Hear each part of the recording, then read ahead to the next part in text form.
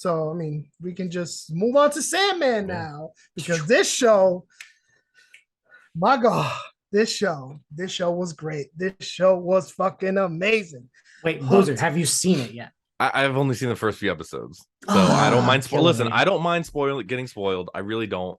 It's You not know going to the destroy me. you I know, have no yeah. investment into the Sandman franchise. I'm Okay. loving the show. So like, I have no Right. investment, and I have not read the comic.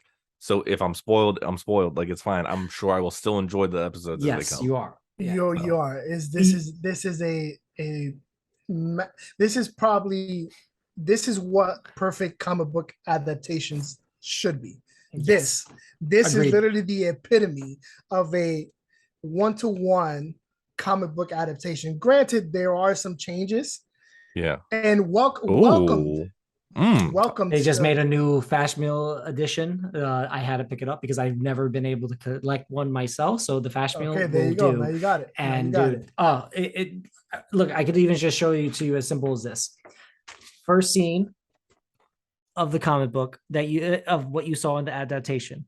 Mm-hmm. Literally panel by panel, and it's literally this is the if this and is wasn't what this every the unadaptable fan, one of the unadaptable according to everyone? Hollywood, according to Hollywood, so back to Boozer, like there's nothing really. That's what I think is the most beautiful thing about this series and everything. It's not that you're getting spoiled.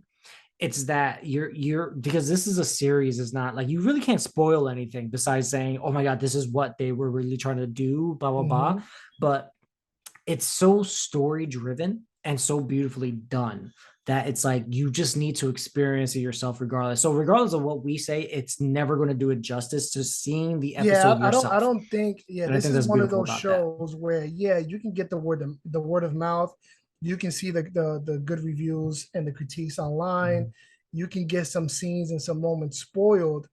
But it takes it to a completely different level when you're buckled in and you're going on that ride and you're seeing it all unfold. Like I'm telling you, it was gripping. Like my girl's watching it and she's not into the Sandman. She doesn't read it. She doesn't know nothing about the Sandman. And she watched the first episode. She was like, wait, this I need to watch more. And she was like, every other we need to finish Sandman. I'm just like, okay, we'll finish Sandman. We'll get there. But yeah, this is the Sandman is, like I said, this is what every comic book fan, reader, whatever the case may be, would want in any comic book adaptation. This is as close as perfect as it gets, and everything about it is just stunning. The cast was great, the pacing of the story was great. 10 episodes to me did not feel like enough by the end of it. I was immediately after, I was like, no, I need more, like right now. Like you should have gave me 12 episodes ago. That's how much I enjoyed Sandman. I mean, visually, it was just, I'm surprised they were able to pull off a lot of the stuff they were able to pull off from a visual aspect alone. Because a lot of the Netflix stuff kind of looks a little wonky sometimes, like whenever they have stuff in live action. But the perfect example, like Lock and Key. There was some keys that they just couldn't do. One, because obviously there's a lot of there could have been a lot of issues using some certain keys, but at the same time, some keys they just didn't really mesh too well. Thankfully they got the shadow key well done, but that was we've seen those type of effects before. But yeah, back to like Sandman wise. Dude, like just seeing freaking well, they didn't call him Beelzebub. It was the demon at the very end. Damn it. There's a demon there, right? That's literally, he is a strip of like faces, right? Just mouths and eyes. And he's like in a tear of like space. Like it's, I didn't think they were gonna pull it off, but they pulled it off. And I'm just like, that looks good. Like I was like, holy shit, I'm really surprised they were able to pull this demon off. So I was just like, little things like that. Great. Even the depiction of hell as a whole. Oh yeah, it was everything nice. From the gates, everything. All those souls that they had, bro. It was crazy. One of my favorite scenes from like the comic and also the audiobook almost does it to perfection, because obviously Neil Gaiman is narrating it. If you haven't listened to it on Audible, everyone, including you, Boozer, Ozzy, go listen to it, because it's And also you can like get a 30-day free trial by using our affiliate link, which is in the show notes, please and and it will be in thanks. the Yes. description. No, There you that's a go. segue. So there's two of them, right? Beautiful, right? But with that, right, it's like there's the scene that they're having the battle as old as time, right? They're like, this is like one of the first type of battles. What is better, right? I don't know if you got up to that episode, Boozer. No, I think but no, I don't think that's so. episode That's like 3 or something. No, that's episode like 6. Is it Like episode 6? like No. like 5 or 6. I feel like I want to say it's like 3. I'm gonna double check right now. So he hasn't got it. He hasn't went to go get his helmet yet, right? He's not in hell yet, right? That's all we need to know. Yeah. The last thing I saw was when he says like, we're going to hell with the bird. Okay. Also, your next episode, you're going to see it. So there's the scene there that they're having their fight, and it's just a visually stunning type of fight that you just don't expect to really work, because it really is just kind of a battle of words, and they just visually made it perfect. Because like on the audiobook, when you're listening to it, like they're doing comparisons. Like, I'll give you the first round, which is literally like, I am a wolf and I will be coming to eat you, type of thing. So now you're trying to up the ante, right? The next thing he says, he's like, okay, then I am a knight on a horse with a spear and I will stab your wolf. I'm a hunter, type of thing, right? And they have to up each other every single time. So each time they're up in the ante. It's a literal battle of wits, honestly. It's wits crazy. And just like, what is life, right? Like, as long as you're beating, it's prey versus predator. If you could beat this person, and then I also like the undertone so of that question, like you just answered. What is life? What is dreaming? What is the afterlife? And the way they play with that. Listen, Neil Gaiman just writes these crazy things, and I think what has made the show so good is having him on as not just a writer, but also a producer on the show. Because a lot of shows and a lot of movies that adapt comic books, for the most part, you will not see the creator of these characters or the story anywhere near the project. And that, there's been a huge shift in Hollywood and having these creators attached to the projects they created. Which about time, obviously, because you're adapting their work. You want to do justice to their work that they spent years, decades, maybe their entire lifetime creating and mastering, essentially. So that's just something I just got to appreciate and call out, because that's not something we're starting to see that shift in Hollywood, which is a step in the right direction. And that's something I hope a lot of the bigger studios that do big blockbuster movies, take note of that. Look how much better this can turn out if we have the creator of the source material on board. So, you'll see that. And, I mentioned that also in my Surfside Girl interview with Kim Donnell, because she also worked on the Surfside Girls TV show with Apple TV. And she wrote the graphic novel. So, they got feedback from her, what ideas will work for her story that's being adapted and such, like, and things like that. The same thing was done with Miss Marvel. You had the creator of Miss Marvel writing episodes, giving pointers. Oh, she should be this. This is not Kamala Khan. This is definitely Kamala Khan. Keep this.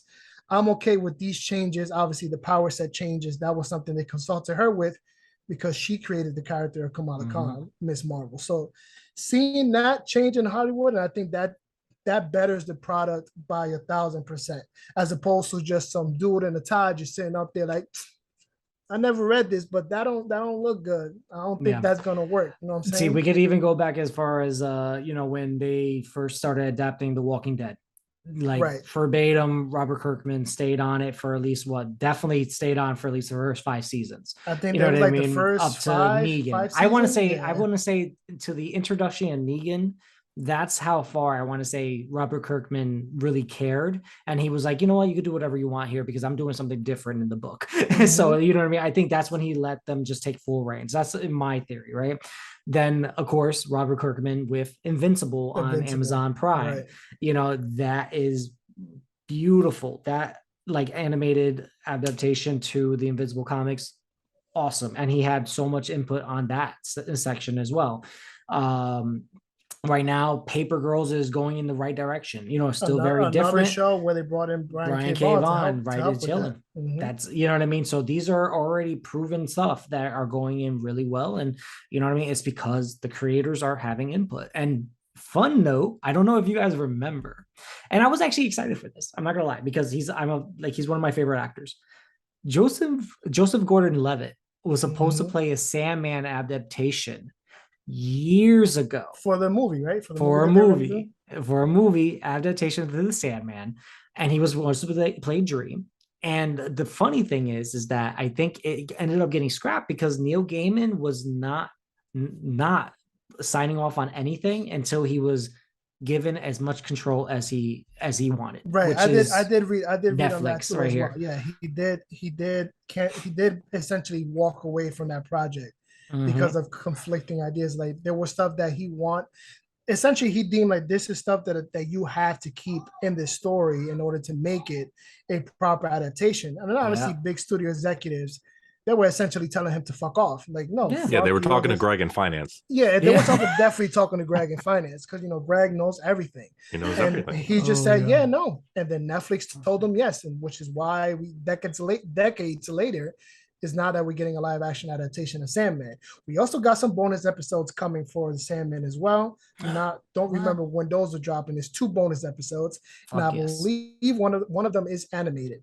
And I think they're adapting the cat dream, the little cat story. Yes, I love that one. The dream, I think it's the dreams of 1,000 cats or something like that. I think that's why. Oh, the other one I would love the adaptation for is a deaf episode that she finds a struggling artist and everything like that, and he's struggling, but then it's a bunch of demons literally kind of like speaking like all this shit to him in his ear and all that kind of stuff, and so he turns to drugs and all that kind of stuff to try to numb the pain, and eventually when it does take him, death finds him, and it's just beautiful. Incredible fucking story. Speaking of death, she was great in that one episode that was dedicated to just her. Yes. Oh my god. I think we mentioned it. It was that episode. It was the death and episode. The diner is 24/7. 24/7. Yeah, 24/7 and the death episode. Perfect. That episode was so intense.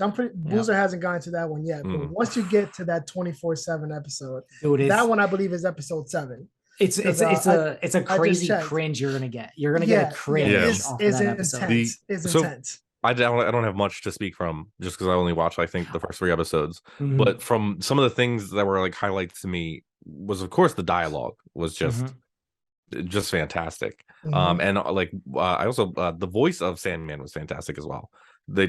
He's been fantastic. One thing I liked is when Old Man Jenkins was asking for like, give me something, since he doesn't have death. He's like, I'll let you go. Just, give me immortality or whatever it may be.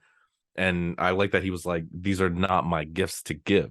You know what I mean? Like these are not my things to give to you. But yeah, I just, I really enjoyed that. The visuals were really amazing. I like when he went to see, what was it? The Hecate? Oh, the Hecate. Yeah, the three. The sisters of the fates. Yeah. The visuals of him going into the water and going through the dreams and grabbing the snake and the crossroads, that was pretty trippy and pretty wild. Beautiful.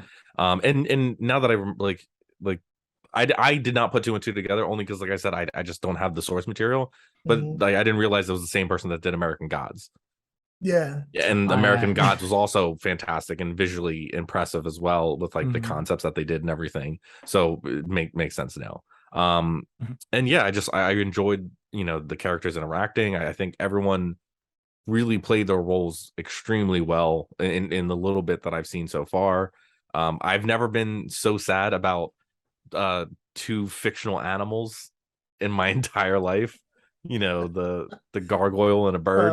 The gargoyle and the bird, Jesse and the raven. I barely knew them, and I care dearly for them. I don't know how I was rooting for Jessamy. I was rooting. Come on, Jessamy, get him out, Jessamy. Listen. That shit was painful. The one good thing is at least the son actually showed it respect, and he took it out to bury it. Yeah, and he at the end of the day, he was a victim. He was a victim. He was a victim. I felt for him. His father was clearly an abusive piece of shit. Oh yeah, ridiculous. So I definitely like as sad as I was, but like, and at the end of the day, he got his because at the end of the day, he could have let him go, but he was so scared of being killed of retribution.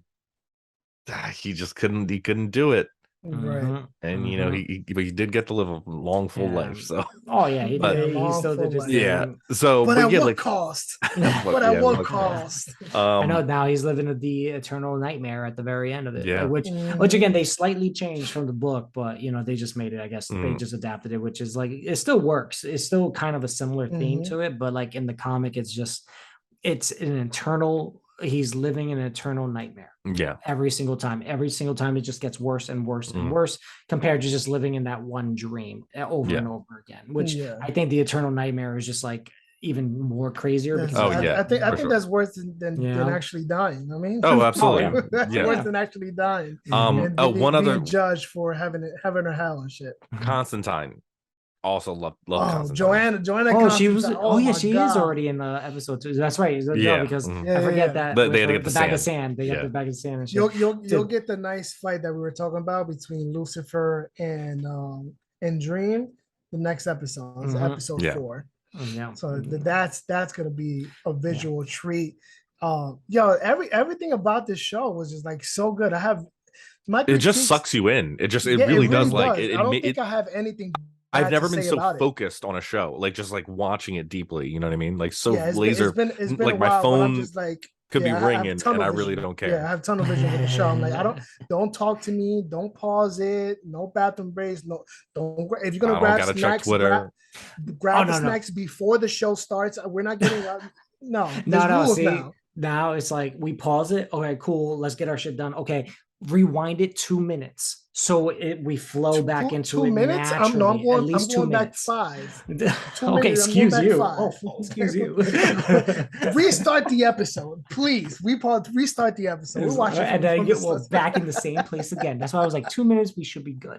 But which is fun too. By the way, the Joanna Constantine is actually just John Constantine in the first time he sees him in the comics, which is I still think is fine. And I love, and you'll see a Boozer later on. I love the reason why. Do you know why they couldn't put John Constantine in the show? It's the money and rights issues and everything with the DC and stuff. That's the only stupid reason, but like, and then we'll find out why they don't mention Arkham Asylum and they don't mention other shit because of the same reason. They can't. Because at the end of the day, Sandman is DC is in the DC. They're intertwined. Yeah. See, which is great. There was a nice nod to the whole comic book thing from Death in the Death episode. Yes. Where she was like, she's at the start of the entire universe, multiverse or whatever. She's like, I've seen the very first thing. I was around when the very first living thing came to be, and then I'll be there at the very end to just lock the door and throw away the key.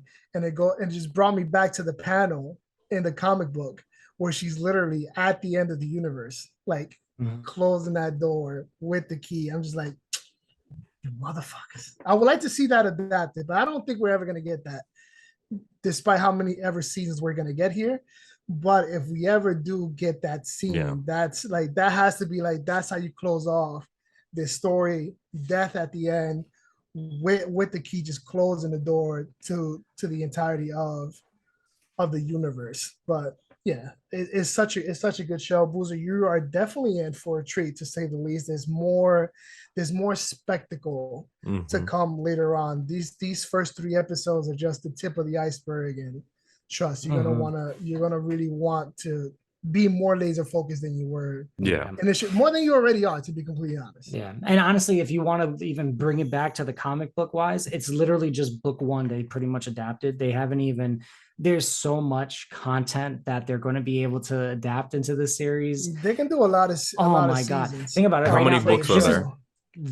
Okay, so it depends how you do it, right? So there's 3 omnibuses, right? I want to say, with one is called the Dollhouse, one is a House of Mystery, then one I think the House of Secrets too as well, but I might be wrong there because it's been a long time since I've checked around. But I know Dollhouse is one of the major first arcs and everything like that pretty much contain everything that we already seen. And you know, it's just so much great shit. It's a long read. I can tell you like that. It's huge.